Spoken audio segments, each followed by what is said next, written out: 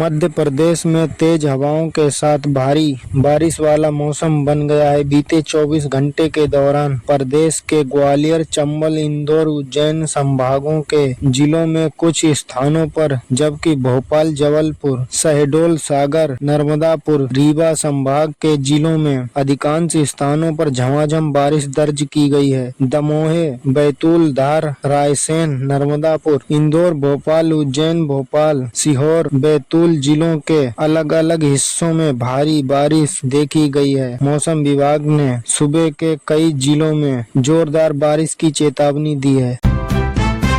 22 अप्रैल को हुए पहलगांव आतंकी हमले में जवाब में भारत की ओर से की गई कार्रवाई की आज तक चर्चा है। 7 मई से 10 मई के बीच लगाए गए ऑपरेशन सिंदूर की मदद से भारत के जाबाज सैनिकों ने पाकिस्तान को गहरी चोट पहुंचाई थी। आतंकी ठिकानों से लेकर एयरबेस तक हमारी सेना ने पूरी तरह तबाह कर दिए थे। आज रांची में देश के CDS अनिल चौहान ने एक खास बात बताई। उन्होंने इस राज्य पर से पर्दा उठा दिया कि आखिर सेना ने 7 मई को क्यों आधी रात का समय चुना था। चीफ ऑफ डिफेंस स्टाफ ने आज उस रात पूरी कहानी बताई है।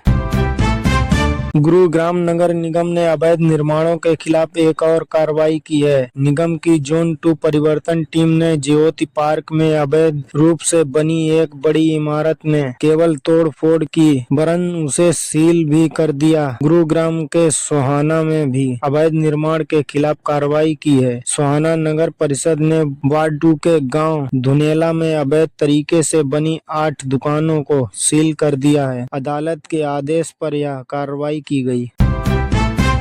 यूपी के बरेली में महिला को इंजेक्शन देकर उसके कथित प्रेमी ने बेहोश कर दिया और फिर उसके साथ मारपीट कर उसका सिर फोड़ दिया, उसके कपड़े फाड़ दिए और विरोध और बिथरी फरीदापुर हाईवे पर मंगलवार की देर रात फेंक कर भाग निकला। महिला को हाईवे पर लोगों ने यूपी के बहराइच में सपा भाजपा की राजनीतिक रस्साकसी का अलग तरह का मामला सामने आया है। यहाँ डिप्टी CM केशव प्रसाद मौर्य की समीक्षा बैठक का आयोजन किया गया था। इसमें जनप्रतिनिधियों को भी अपनी बात और समस्या बताने के लिए खुद DM ने बुलाया था। इसके बाद भी बैठक में पहुंचे सपा विधायक आनंद यादव को केशव प्रसाद मौर्य के पहुंचते ही बाहर निकाल दिया गया। आनंद यादव का आरोप है कि पहले उससे कहा गया कि आप सभागार से बाहर चले जाइए, गोपनीय चर्चा करनी है। इसके बाद जब उन्होंने अपने बात कहने की कोशिश की तो जबरिया बाहर निकालने के लिए DM और CDO को उनके पास भेज दिया गया। पूरी घटना से आक्रोशित विधायक ने केशव पर कई गंभीर आरोप लगाए और मामले को कोर्ट तक लेकर जाने की धमकी दी।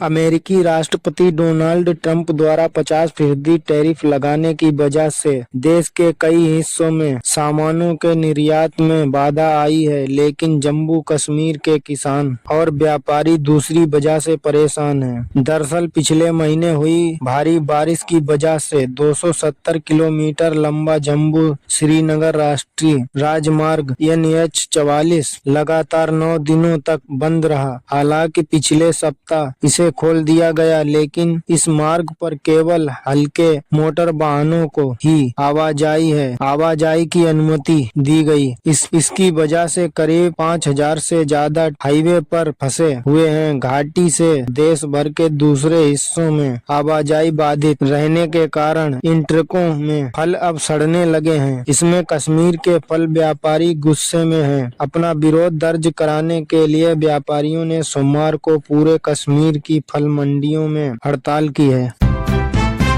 समाजवादी पार्टी के महासचिव यूपी के कद्दावर नेता आजम खान 23 महीने बाद जेल से बाहर आएंगे। गुरुवार को इलाहाबाद हाई कोर्ट ने क्वालिटी बार जमीन पर अवैध कब्जे के मामले में दर्ज केस में भी जमानत दे दी है। आजम के वकील मोहम्मद खलील के मुताबिक आजम को इससे पहले सभी मामलों में जमानत मिल चुकी है। 2-3 दिनों में उनके जेल से बाहर आने का प्रोसेस पूरा हो जाएगा और बाहर आ जाएंगे। आजम खां का जेल से बाहर आना पहली नजर में तो सपा की ताकत बढ़ाने वाला नजर आता है, लेकिन राजनीतिक विश्लेषक इसे अखिलेश की टेंशन बढ़ाने वाला भी मान रहे हैं। इसके पीछे मजबूत तर्क भी है।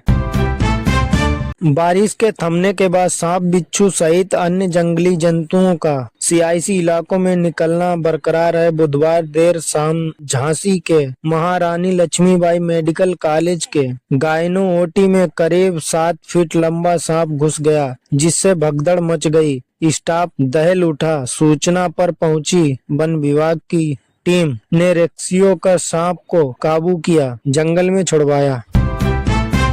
इटावा में पुलिस कप्तान की मां की तबीयत बिगड़ने पर जिला अस्पताल की इमरजेंसी वार्ड में पहुंचे पुलिस कर्मियों ने ड्यूटी पर तैनात डॉक्टर को जबरन एसएसपी के आवास पर ले गए।